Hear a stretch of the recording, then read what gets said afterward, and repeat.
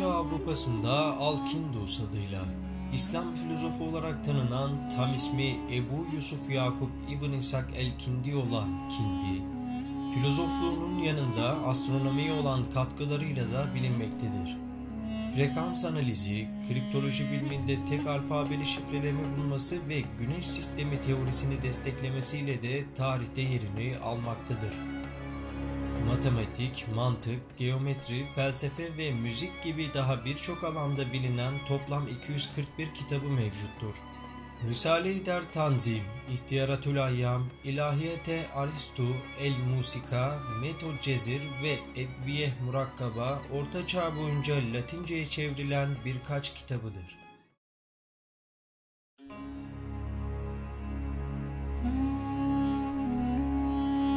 Tahran yakınlarında doğan Razi'nin tam adı Ebu Bekir Muhammed bin Zekeriya Razi'dir. En önemli katkıları simya, eczacılık, müzik ve felsefe dallarındadır. Farklı alanlarda da 200 civarı makaleye sahip olan Razi için pediatrinin öncüsü denebilir. Ayrıca ilk göz ameliyatını gerçekleştirdiği bilinmektedir. 1100 sene öncesinde ise su çiçeği ile kızamığın ayrı şeyler olduğunu fark eden bir İslam alimidir.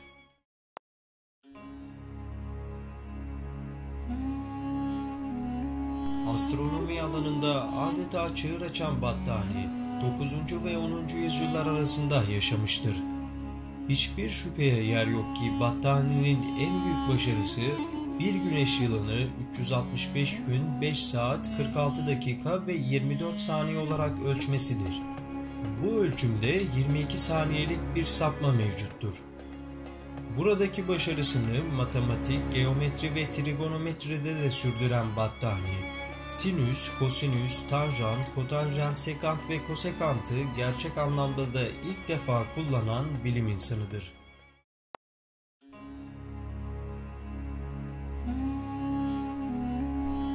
Modern astronominin kurucusu olarak bilinen bir bilim insanıdır. Dönemin önemli bilim insanları olan El-Battani, Ez-Zerkali ve Cabir bin Eflah'ın kitaplarından öğrendiği astronomi bilgileriyle 800 sene öncesinde bütün gezegenlerin iki kutuplu olduğunu, gezegenlerin günlük dönüşlere sahip olduklarını ve yıldızların aralarında bulunduğu gök tabakalarının değişken olduğunu keşfetmiştir. Bunların dışında gök cisimleri hareketlerinin doğudan batıya doğru olduğunu ve yine gök cisimleri hareketlerinin kutuplar arasında olması gibi birçok astronomi gerçeğini tespit etmiştir.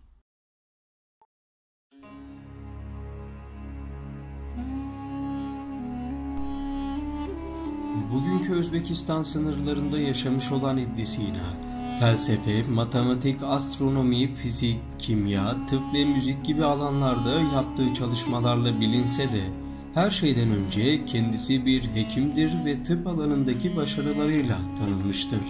Özellikle tıp alanında mikrobun varlığını keşfeden bilim adamı olup İbn Sina dendiğinde akıllara El-Kanun fit Tıp yani Tıp Kanunu kitabı gelmektedir. Latince'de Sanon, Batı'da ise Avicenna olarak bilinen bu kitap 14 ciltlik bir ansiklopedidir ve tüm dünyada ders olarak okutulmuştur.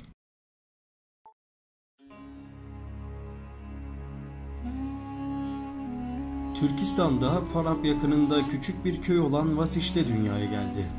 Bir generalin oğlu olan Farabi, İslam'ın altın çağında yaşamış ünlü filozof, bilim adamıdır. Müzik, fen, matematik, sosyoloji, mantık, tıp gibi birçok alanda katkıda bulunan Farabi, bu alanlar üzerindeki birçok kitabının yanında Aristoteles'in kitapları üzerinde de daha detaylı açıklamaları kaleme almıştır. Bir diğer en önemli katkısı ise mantık bilimini tahayyül, fikir ve sübut ispat olarak ikiye bölmesi ve kolaylaştırmasıdır. Müzik üzerine olan kitabı Kitab-ül Musika ve bulduğu ut ve kanun gibi enstrümanlar, müzik alanındaki bilgisinin ve ilgisinin ispatıdır.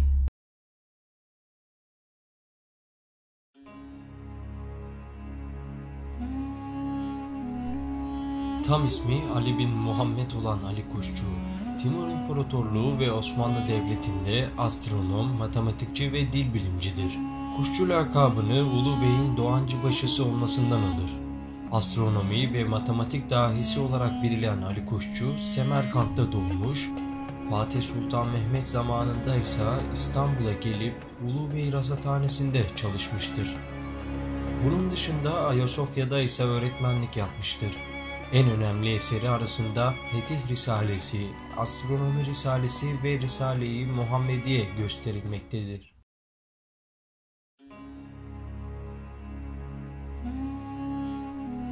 Tam adı Ebu Cafer Ali el-Hazini'dir. Türkistan'ın Merv şehrinde doğdu, burada yetişti ve takribi 1118 senesinden sonra meşhur oldu. Yer çekimi ve terazilerle alakalı çalışmalar yaptı. Tam anlamıyla fizik, astronomi ve matematik alanında söz sahibiydi.